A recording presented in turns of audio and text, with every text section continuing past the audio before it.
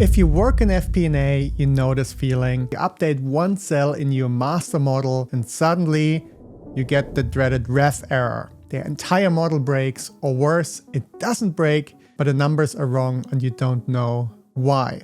Years ago, when I led an FP&A team, my team spent 90% of their time acting as data janitors, cleaning CSVs, fixing broken links, and rolling forward spreadsheets, and only 10% of their time actually being a strategic partner. When you try to run a whole company's financial nervous system on a spreadsheet, you run into version control hell and manual errors. Imagine a workbook with 3 distinct tabs. Worksheet 1 is your source data. This is your data pipeline, integrations with your ERP, CRM, and datasets. Worksheet 2 is the model. This is where you define your logic and formulas. Worksheet 3 is output. This is where you build reports, dashboards, and inputs for stakeholders. Let me show you what Worksheet 2, the modeling layer, actually looks like. In Excel, logic lives in cells.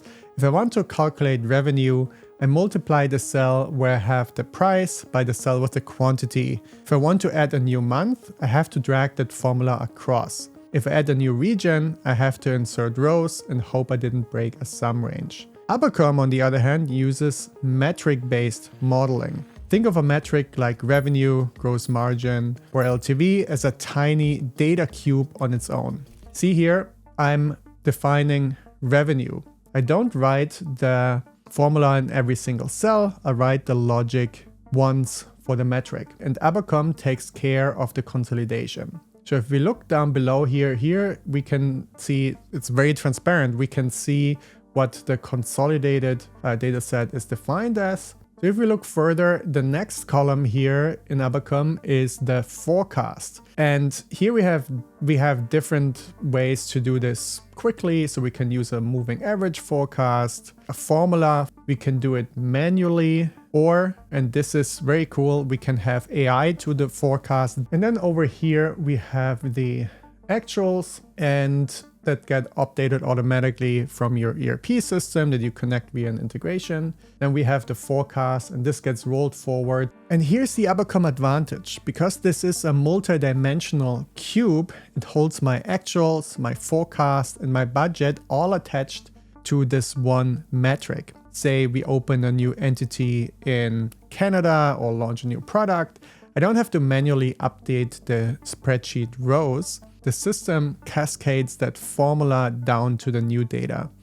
It's the end of dynamic rows breaking your VLOOKUPs. In Abacum, I can apply mixed logic to a single metric. Let me show you an example. So here we have cost of sales, and we see that the forecast is done as a mixed logic. So here we can open this up, and we see we have 2 different legal entities. So if I open this up here, we see that for the hosting cost, we have 2 different line items here. One, administration, we forecast one way, and that's basically just saying, well, let's take what we had in January for actuals and project that forward. But for the other aspect of hosting, we have a monthly input. So here it's a manual input that we either upload from Excel or that we type. Here in this case, it makes sense because for this specific line item, we are only expecting 1 charge in March, and that's it for the entirety of the year. And this logic with multiple different forecasting methods is incredibly painful to maintain in Excel. Biggest resistance to leaving Excel is usually trust.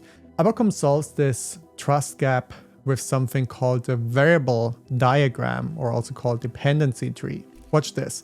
I'm looking at my consolidated P&L model. So I'll go all the way down to EBIT, and then I right click and I say show variable in diagram. And now it opens up a diagram, and this looks a bit chaotic at first, but when you take a look at it, you'll see exactly what's going on. This is a glass box approach, not a black box. If you're downloading CSVs from NetSuite or HubSpot and copy pasting them into Excel every month, you're wasting your life. There are dozens of large tools already natively supported, so you can probably get a lot of your data into Abacum with just a few clicks. They have an Excel and Google Sheets add-in. You want to upload something from Excel, you simply upload it here, and then you can take a look at what the data looks like when it's processed.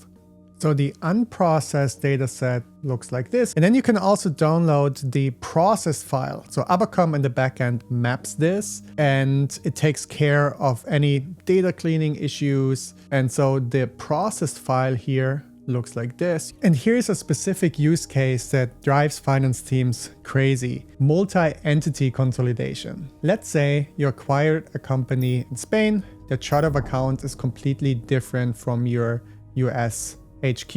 And in Excel, you would be manually mapping these rows every month, but Abacum handles this through what they call one-to-many dimensions. You can map the Spanish account string and the US account string to a single global revenue line item right here in the data layer. So you set this up once, and then if at any point someone creates a new account, Abacum flags this up here automatically, so you can quickly and easily take care of any changes to your mapping.